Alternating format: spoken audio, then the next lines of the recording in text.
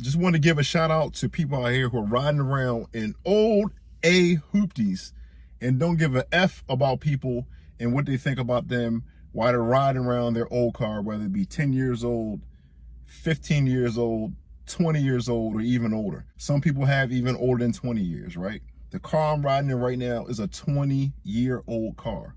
It's a 2004. I've had it for a long time. Now, I have to admit, I've had plenty of cars, very expensive cars throughout my life. Plenty of them. But one thing is, I've always had an old car. And I've played the game the right way typically. When I do have a nice newer car, something fancy, number one, I'm buying it for me. No one out there in the world. I'm not buying it for anybody. Typically, I don't even tell people when I have it. They might see me in it and then they might comment, oh yeah, nice car, this or that and the third. But I'm not telling people that I have it. It's not a big deal. I'm getting it for me. And I'm the type of person where I figure the game out where I get rid of it in time where I'm not losing a boatload of money. So that's the game that I play when I do end up buying cars here and there. And I'm a car guy. Look, I'm a car guy through and through. As a kid, I used to build model cars. I've always been a car guy. I had Lamborghinis, Porsches, Ferraris, all types of pictures on the wall when I was a kid.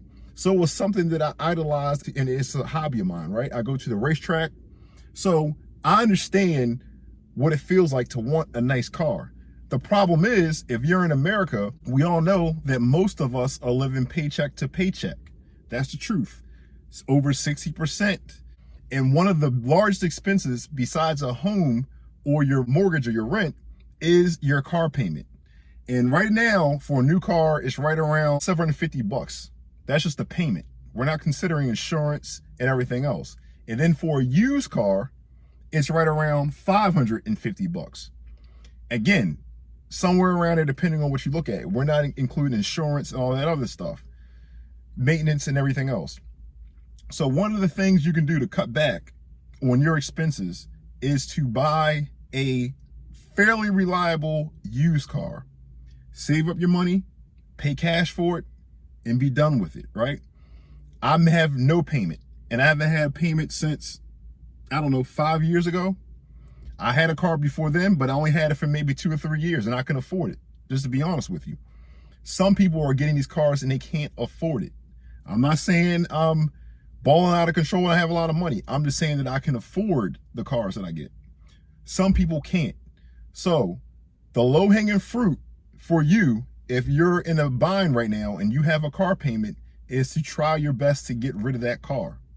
However you can get rid of it, depending on your scenario, and go and get a cash car, specifically something that is reliable. Me personally, I like to get Toyotas. I've been getting Toyotas for a very long time, right? This is not something new.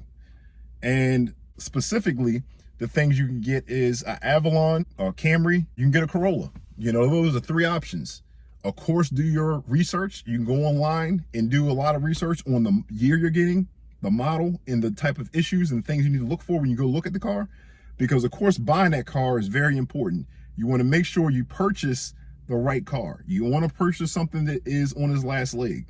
Again, I've had my car for the last 5 years and haven't had an issue with it. When I first got it, I had to do things to and upgrade it, but I don't mind doing that, and I can do those things, right? I'm handy. I'm mechanically inclined to get things like that done. So when I test drove the car, I already knew certain things were wrong with the car, and I just bought the parts and put it on myself. So some of you guys can't do that. So you got to factor those things in. But overall, I don't think you can go wrong. Just do the math. Add up $500 for a used car. Let's call it $550. You might as well add in another, let's call it $150 for insurance and things of that nature, depending on what type of driver you are and maintenance. So add in that, let's call it $650 times 12. That's what you're paying per month. Where you could have a cash car that you might have to spend $3,000, $4,000, $5,000 for and have no payment for multiple years.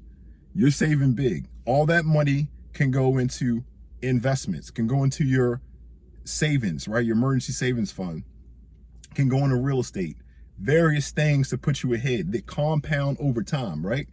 So yeah, that's all I got to say. Like, comment, subscribe. Be healthy, wealthy, wise. Talk to you guys tomorrow.